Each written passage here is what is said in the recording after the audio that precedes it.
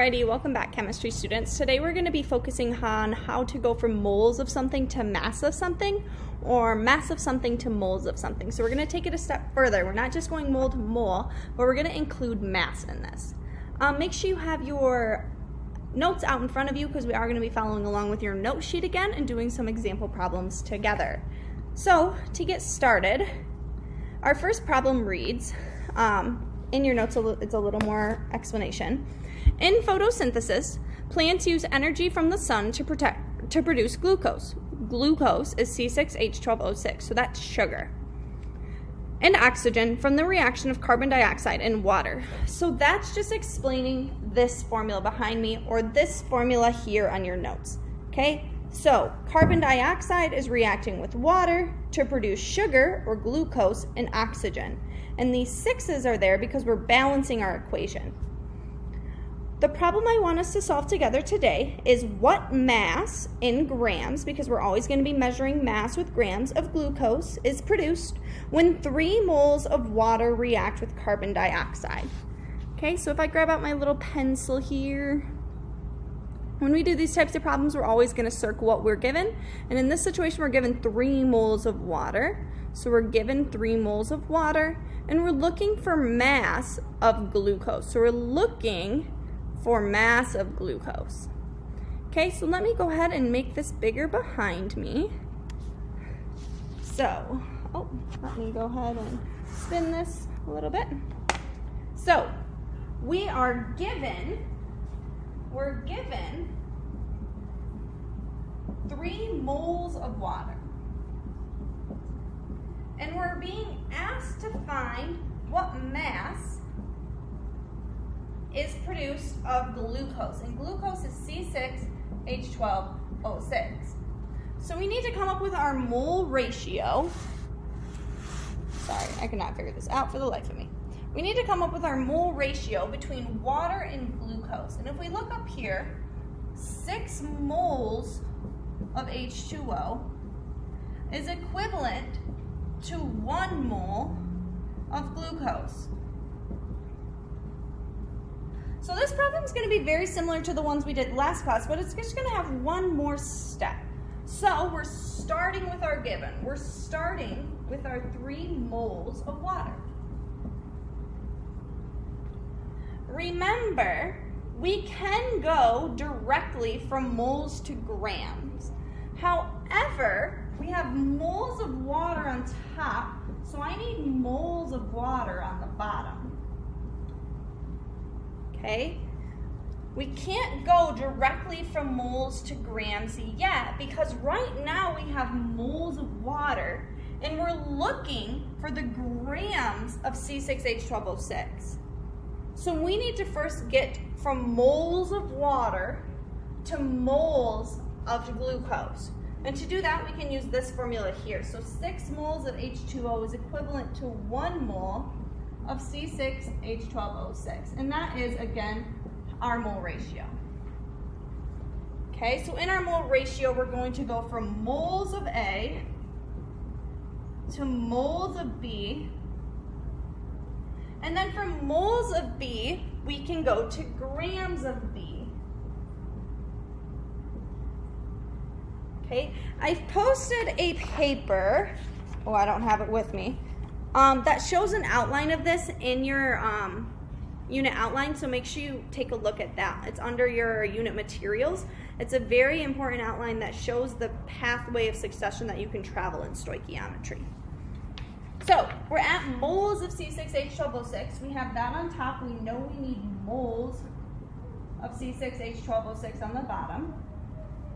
And to figure out what that can be equivalent to, we have to think back to last unit. In last unit, we learned that 1 mole is equal to our molar mass of a compound. Okay, so we need to have 1 mole equal our grams of C6H12O6. And to find this value that goes here, we must find our molar mass. Remember, to find our molar mass, we'll do it over here so you can see it. To find our molar mass, we need to do C, which is 12.01 times 6, H, which is 1.01 times 12, and O, which is 16 times 6, and add these all together to get a total molar mass of 180. Remember, this is my molar mass from the periodic table, and I'm multiplying it by 6 because there's 6 copies of carbon in glucose. So I'm going to take this value of 180 and plug it in for my grams. And now that I have this conversion done, I can cancel out moles and moles. So we've traveled from moles of A, so moles of H2O, to moles of B, so moles of glucose, to grams of B, to grams of glucose. To solve this, I'm going to multiply across the top. So 3 times 1 times 180 to get my top value. And then I'm going to divide that by 6. Okay, and when I do that, you should hopefully get an answer of 90 grams. Oh, wrong way again. 90 grams of C6H12O6. So let's go back to our PowerPoint here. I hate when my face is this big. And I want you to try out this next problem in your packet. So hydrogen sulfide gas burns in oxygen to produce sulfur dioxide and water vapor. What mass of oxygen gas is consumed in a reaction that produces 4.6 moles of SO2? I'm going to have you pause the video and then check back with your work, please.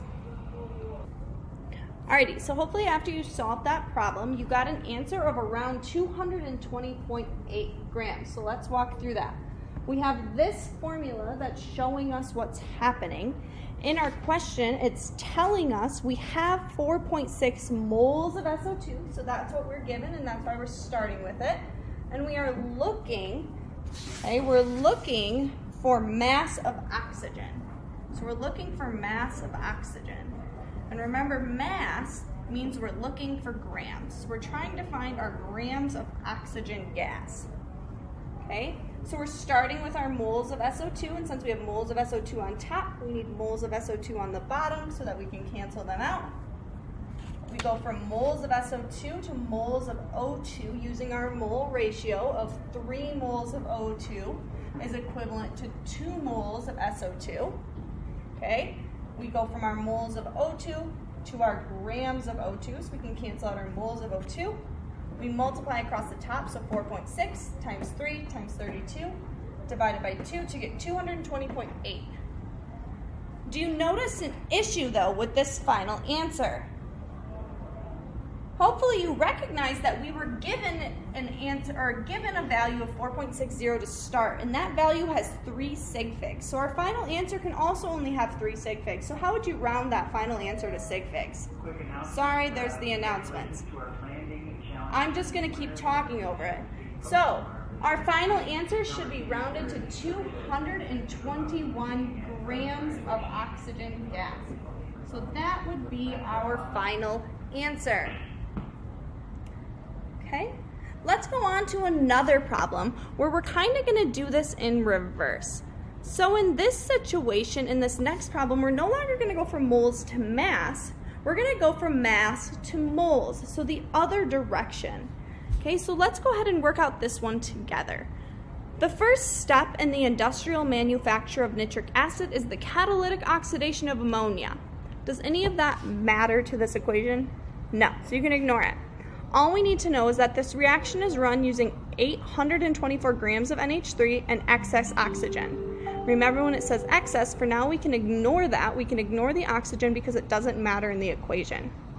We're looking for how many moles of nitric oxide are formed, or NO. So let me pause it while I write this on the board. Okay, so I've written out this problem behind me. So we are given here 824 grams of NH3, and we're looking for moles of NO. So here, of course, we're always starting with our given, and our given is 824 grams of NH3. Okay, here we're given grams, so we need to get to moles of NH3 first. So we have grams of NH3 on the bottom, and we're going to have moles of NH3 on the top. Okay, and 1 mole of NH3 is always going to be equal to our molar mass, And our molar mass of NH3 in this situation is just 17 grams. Remember, you find that by taking 14.01, which is the atomic mass of nitrogen, plus 1.01 times 3, so 3.03 to get us about 17. Okay, so now we are getting rid of our grams of NH3. We have moles of NH3 on the bottom, and we're looking for moles of NO. Our mole ratio between NH3 and NO is 4 moles of NH3 is equal to 4 moles of NO. Okay, so we have 4 moles NH3 on the bottom, 4 moles of NO on top. Cancel out our moles of NH3. And we're just going to multiply across the top, 824 times 1 times 4, divide by 17 times 4. So we can multiply across the top, get an answer, multiply across the bottom, get an answer, divide for our final answer of 48.5 moles of NO. It might be interesting for you to notice we have 4 moles on top and 4 moles on bottom, so you could just cancel these out and just do 824 divided by 17 to get you the same answer of 48.5.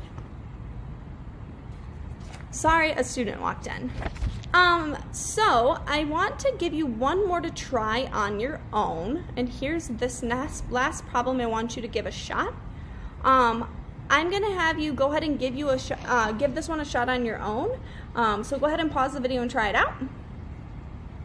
Hopefully you got an answer about 1.26 moles of HF. If you didn't get that, please make sure to reach out to me and I can go over that with you one-on-one. I think that's all for today. The only other thing I want you to work on is make sure you can continue to add to that booklet and let me know if you have any questions. Thank you.